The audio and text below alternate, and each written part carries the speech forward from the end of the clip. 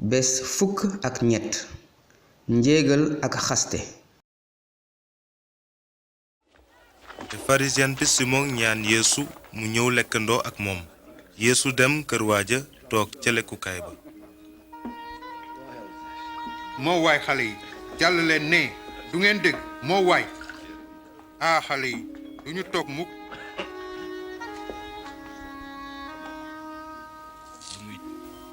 xam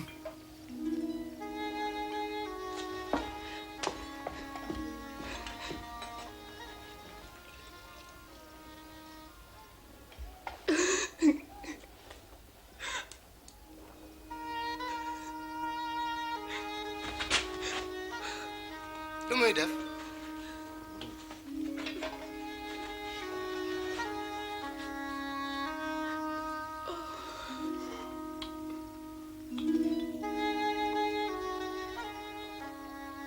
bu nit ki doonoon yonent kon dina xam kuy jigéen ji koy laal.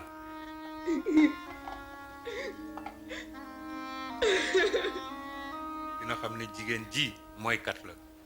xam naa kuy jigéen ji Simon te am naa lu ma la war a wax. ñaari nit dañoo ameloon bor benn leblekat kenn kaa ngi ko ameloon téeméeri junni ki ci des fukki junni waaye kenn ci ñoom mënu koo fay noonu mu baal leen bor yee ñoom ñaar ñëpp kan ci ñoom ñaar a ko ciy gën a bëgg. naa ki ñu baal bor bi gën a bari. atte nga dëgg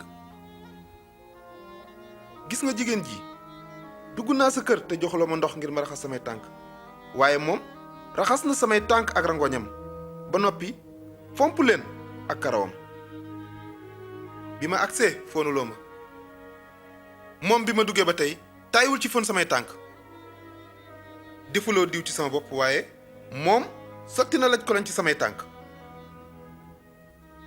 ci dëgg maa ngi leen koy wax su wanee mbëggeel gu réy nii dafa fekk ñu baal ko bàkkaaram yu bari waaye ku mbëggeelam néew day fekk ñu baalalu tuuti.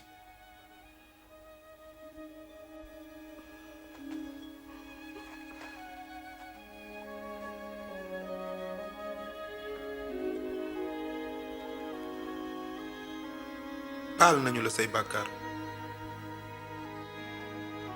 sa ngëm musal na la demal ci jàmm. ma